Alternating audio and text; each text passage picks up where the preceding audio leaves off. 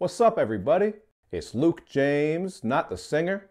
If you're looking to get your music reviewed, you can hit up this email that's right here. But today, I'm going to hit you up with some thoughts and opinions on this album from Dirty Needles called Finally.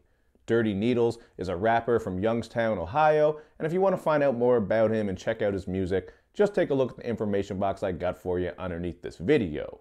But one of the main things that really stuck out to me about this project is how he's really fighting through his pain and his emotions on this one. You really are going to get a lot of deep and introspective content, but first I want to talk about his rap style itself.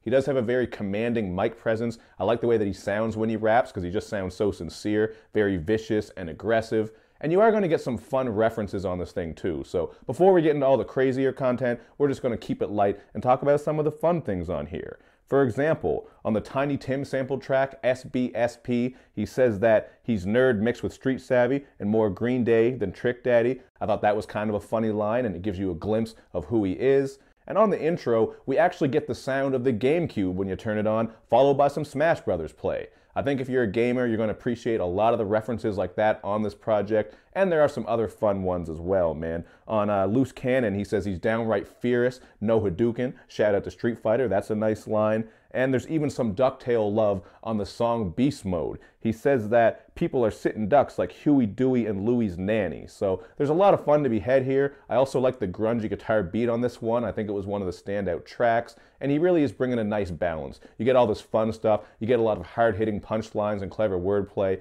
And then that deep content, as I said. So first of all, the bedroom in Aries has Dirty speaking on that 9-to-5 struggle when you're just trying to make it and, you know, you got to pay all these bills, rent, and everything else. Sometimes you feel like the world is closing in on you. That was just a great track and something I think everybody can relate to. This one also has a very smooth beat, and I felt him when he was speaking about that 30-plus life, man. A lot of people think that once you hit 30, you got to give up on your dreams and just be 100% serious and not enjoy things, but that is some bullshit. So he was certainly speaking to me on this song.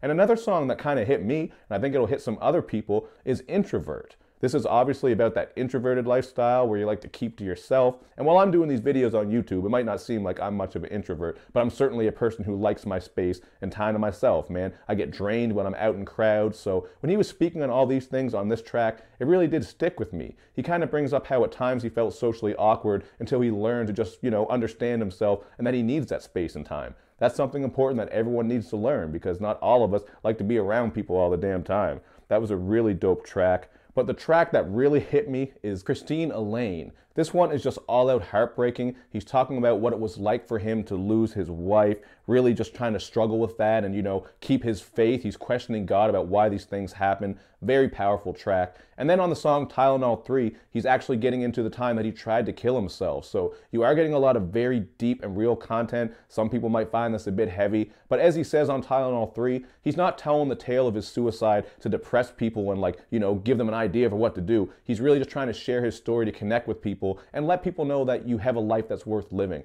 You really shouldn't fall victim to that. So that was a great track, man. I really like that he was speaking on that. And, one thing I didn't care for on this and on some of the other songs as well is Dirty's singing. He does a bit of singing on some of these tracks, and honestly, it really just is not that strong. And I felt like that singing was one of the things that really held this project back.